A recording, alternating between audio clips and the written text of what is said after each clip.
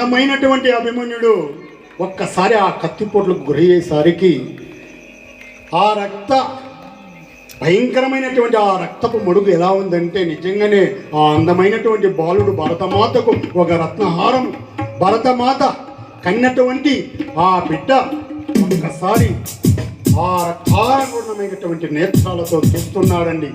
అప్పుడు కూడా రాజసం తగ్గిందా? ద్రోణుతో పోరాడుతున్నాడు. అడ్డొచ్చిన సైనికులను కూడా చీల్చి చెండాడుతున్నాడు.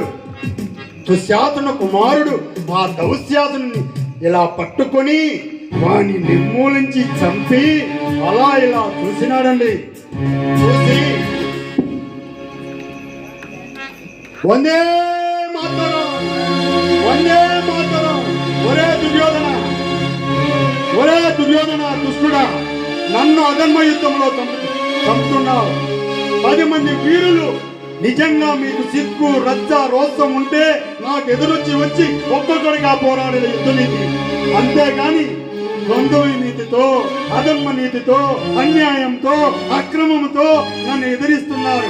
ఒక్క పాండవ వీరుడు నేల కొరిగినంత మాత్రాన ఈ యుద్ధం సమసిపోదు. నిజంగా రేపు నేను ఒక్కడు నేల కొరిగితే ఇలాంటి వీరులు లోకంలోగా పాండవ ఉన్నారు. ఒక్కొక్క అభిమన్యుడై నిన్ను దహించి వేస్తారు. విజయం మాదే. వందే మాతరం, వందే మాతరం.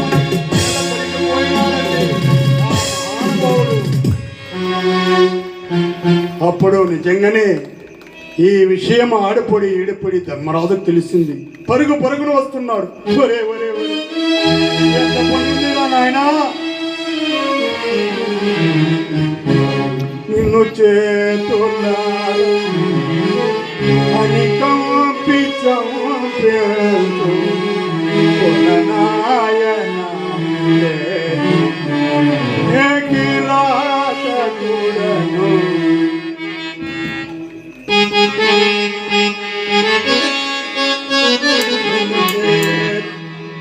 నిన్ను చేతులారా అని